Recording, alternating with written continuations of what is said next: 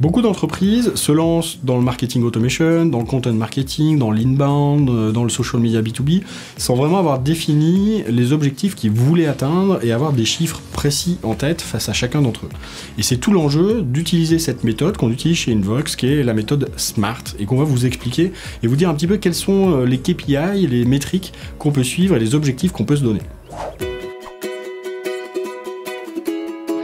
Se fixer des objectifs chiffrés est pourtant la meilleure façon de les atteindre,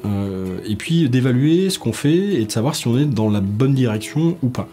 En effet, moi je dis souvent, les chiffres c'est nos meilleurs amis, eux au moins ils nous mentent pas, et finalement de fixer en début de période là où on veut arriver, et puis de regarder en fin de période où est-ce qu'on est arrivé, c'est une super manière d'apprendre et de mieux fixer au fur et à mesure de nouveaux objectifs et de prendre les actions qu'il faut pour pouvoir les atteindre, donc de vraiment piloter par la performance.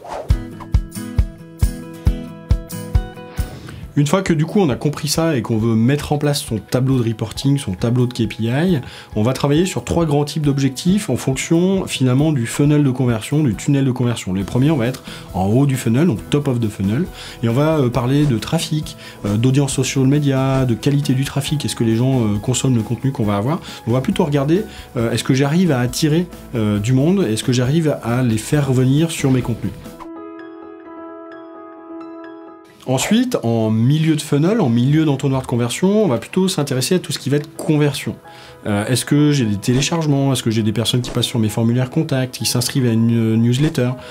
Et là, on va rentrer dans l'univers petit à petit de ce qu'on appelle le MQL, le Marketing Qualified Lead, le monde du lead, de j'ai de l'info sur des contacts spécifiques. Et je vais essayer de comprendre quelles sont les différentes interactions qui me permettent de transformer du trafic, qui étaient les KPI que je suivais dans la première partie, en personnes identifiées et idéalement plus ou moins qualifiées. Et puis vous l'aurez compris, le haut du funnel, le milieu du funnel, on va maintenant parler du bas du funnel, donc des personnes qu'on a pour le coup commencé à engager dans une relation commerciale, donc combien de MQL sont devenus des SQL, combien ont été vus en rendez-vous, combien ont donné lieu à des propositions commerciales, est-ce que j'ai eu des participants à des webinars, si ces webinars sont placés plutôt sur des actes de finalisation de vente et de closing, et on va regarder ça, et on va aussi regarder dans ces objectifs tout ce qui va être plutôt rétention, renouvellement de contrat, fidélisation, upsell, cross-sell, qui sont vraiment des indicateurs liés à la vente.